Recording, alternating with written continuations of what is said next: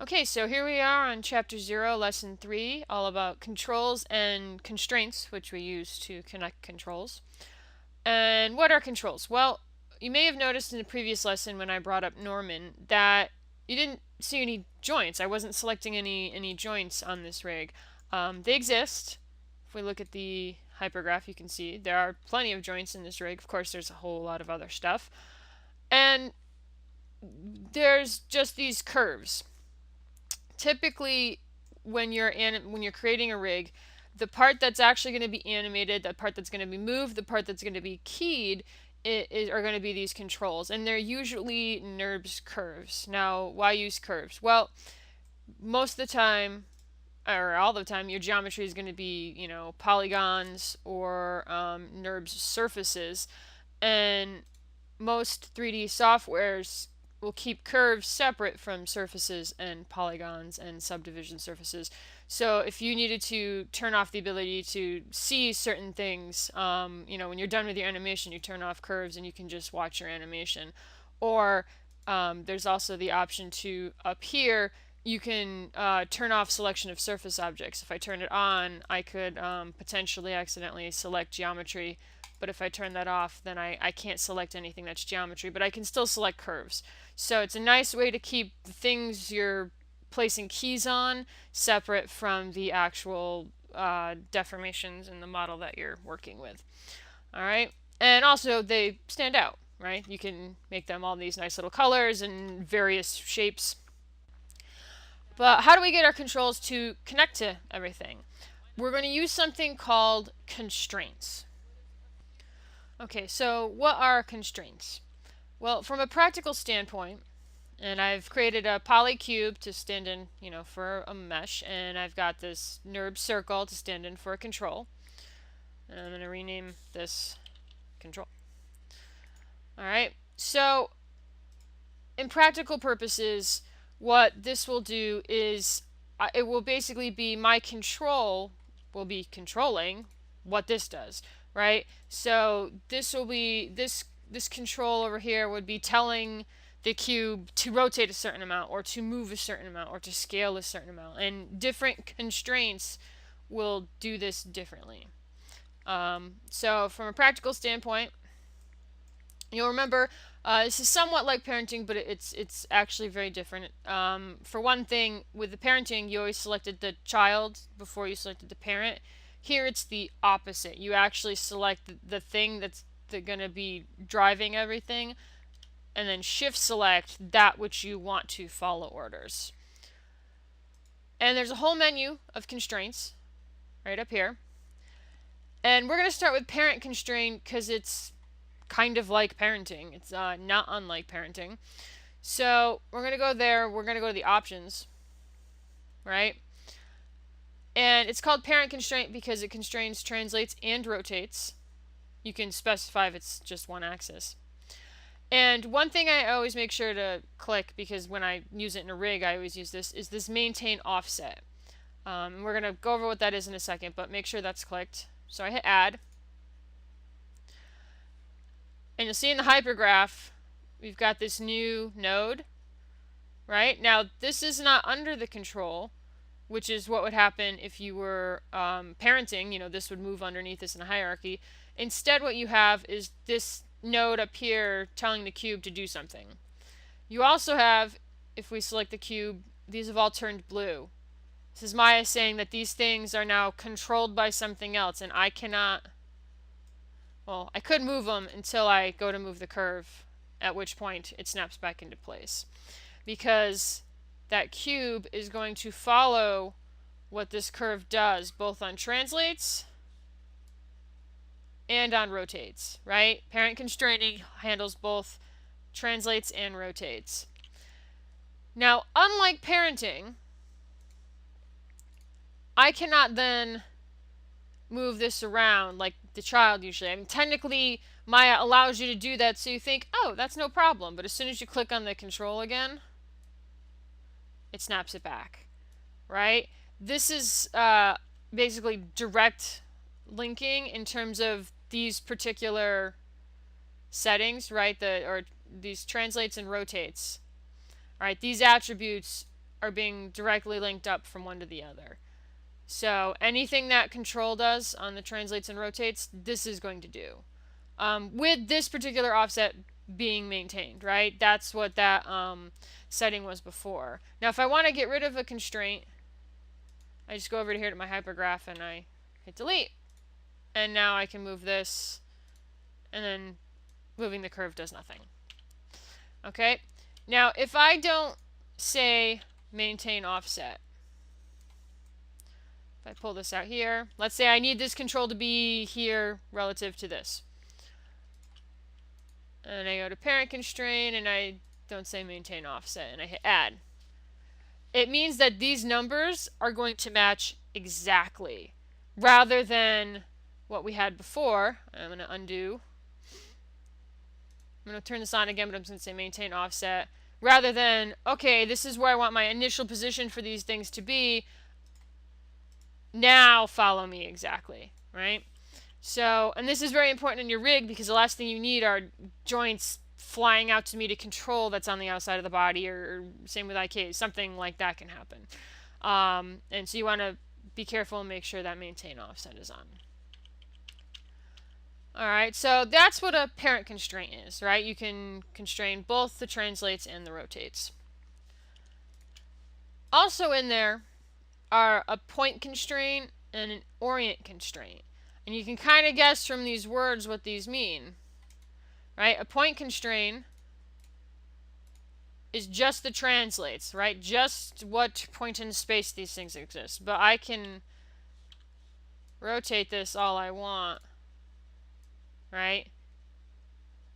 No, none of the orientations are connected. There we go. Likewise, if I undo until I get rid of that, I can do an orient constraint. Maintain offset, add. And this only deals with rotation. Does not deal with the point constraint. Now, why is this important? And delete that constraint. Well, because oftentimes you will have several different things being driven by this one controller, right? I had shown you before on the Norman rig, the IK foot, I mentioned that there's lots of different things going into it, and that's why we use a control. I'm going to make a sphere. Alright, so what we have to worry about is when we have several different things all going into the same control. And so sometimes you need to be extremely specific. Actually, the ankle on an IK foot is one such place. And what I'm going to do is I'm going to point constrain this sphere to this curve, but I'm going to orient constrain the cube, right? And so you can have multiple constraints leaning back to this one control. So it's real simple. I select a control, select the sphere, I say constrain point, and I test it. Make sure once you hit constrain that you click off and then click back on your control so that only that control is selected.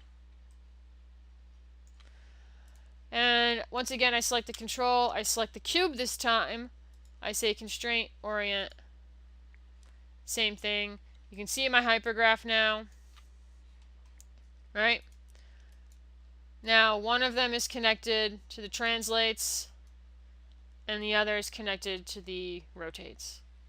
And this is typical. This might happen a lot. So you have to be cognizant of what's going to be connected where. And that's why we look to this. And if you want to remember, maybe you're having a hard time, you're thinking, all right, this says orient constraint and it leads up to the cube, but what is constraining it? What is, the master in this relationship? If you click on the constraint itself, you click on this button right here, this is input-output connections, right? It'll show you what's doing the driving. You can see it right here. It's going into there, and then that's telling that what to do. So you can help yourself remember. I can do it also with this one. Right? This going to here. And you can say, oh, that control. That's what's working. Alright, and once again, if I want to get rid of them, I just select them and I hit delete. and they will be fine. They will be independent. They will no longer follow anything that the control is doing. For rigging purposes, the only other constraint one might use, there is a scale constraint. It is exactly as it sounds, right? You constrain the scale of this and nothing else. My rig doesn't use it. You can delete that. Let's see. The other one would be an aim constraint, which can be used with some mechanical rigging. It basically has one object point towards another. So if you can think of maybe moving pistons and hydraulics on something. But that would be for another date. There's a lot of different ones you can kind of look here with and tinker with. But point, orient, and parent are going to be the three that we want to take the closest look at. But why do we use controls at all? Why not just place keys on the joints or place keys on the IK handle? Well, there's a few reasons for that.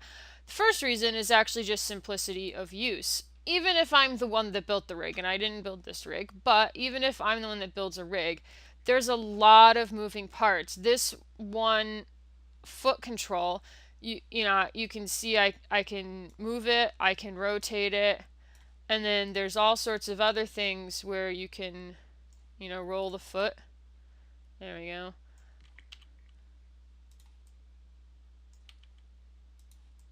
Rock the foot back and forth. Okay, so you have all these different options for this foot, and they've all been placed right on this one control, which for me as an animator makes the world a lot easier. Even if I'm the one that builds the rig, once I'm animating, I don't want to know nothing about what's going on inside the rig. I want to just have all my controls right here, all nice and neat, and be able to animate them and make your life faster.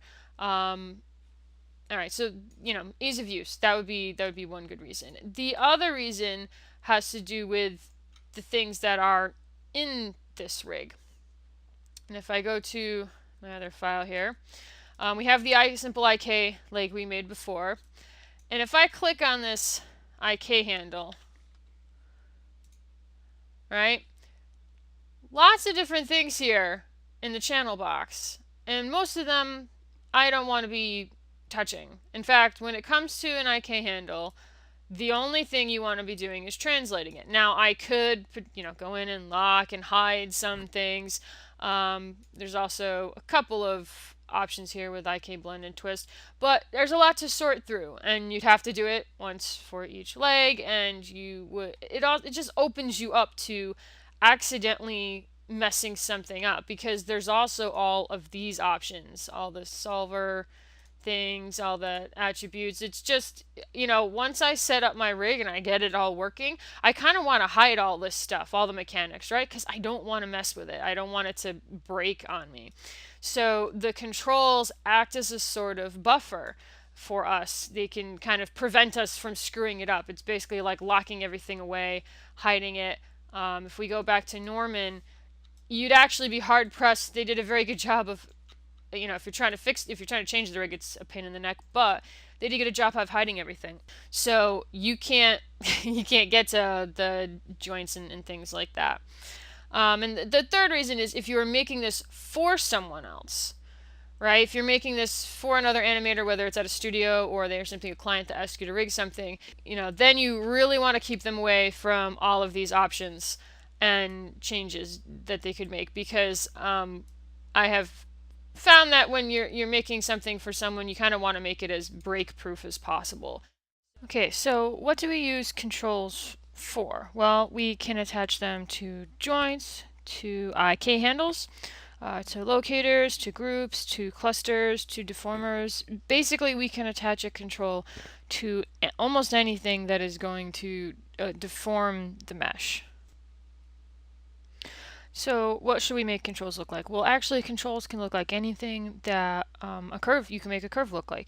So they can look like just a regular NURB circle that you've barely changed. A lot of times people make circles with sort of arrows on the sides of it.